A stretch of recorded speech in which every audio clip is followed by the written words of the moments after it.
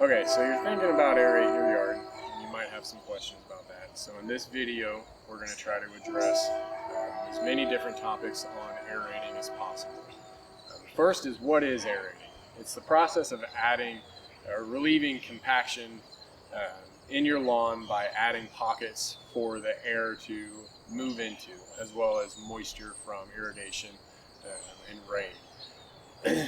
The soil, through high amounts of traffic, setting things on them for a while, it can actually compact, and those pathways for the oxygen and moisture, water to move through can become limited, which will stunt your plant growth and lead to issues such as thinning, yellowing out, and ultimately death, where it's fairly obvious where you'll see foot pathways, common pathways where mowers go in the same direction. That lawn struggles, and so by aerating we can help to improve the oxygen flow in the soil as well as moisture to help strengthen the plant and have a healthier lawn. There's a couple of different techniques that you can use to create those plugs, those pathways in your lawn. Most common is by an aerator. There's two different styles. There's reciprocating, which is what we have here, and those plugs move independently up and down, or there's a barrel style where the aerator, as you move, has a rolling mechanism that the plugs then move with your speed and pull your plugs out of the ground. Either one works. There's pros and cons to both. This is what we have, and it's our preferred method, but certainly there's no wrong way to do it. When you are aerating, you're looking for a certain amount of plugs. You want spacing every 2 to 4 inches. The tighter the better. The more plugs you have without tearing up your yard, the more you're going to alleviate that compaction. But if you can get 2-3 inch spacing on your plugs, that would be ideal. One way you can actually test for your compaction levels is with what is called a soil pentrometer. It's this device here. On the end there's a gauge that actually reads the level.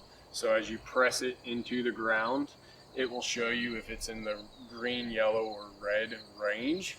If you're in the green, by standards you don't necessarily need to aerate, but certainly as you reach the yellow and the red, it would show you measurable data that your lawn could benefit from an aerating this fall. Timing is another factor to consider.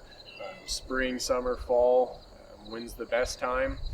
When you do aerate, you are disturbing the soil, and so generally the best time to do any sort of disturbing stress to the lawn is in the fall, when we can recover it with overseeding.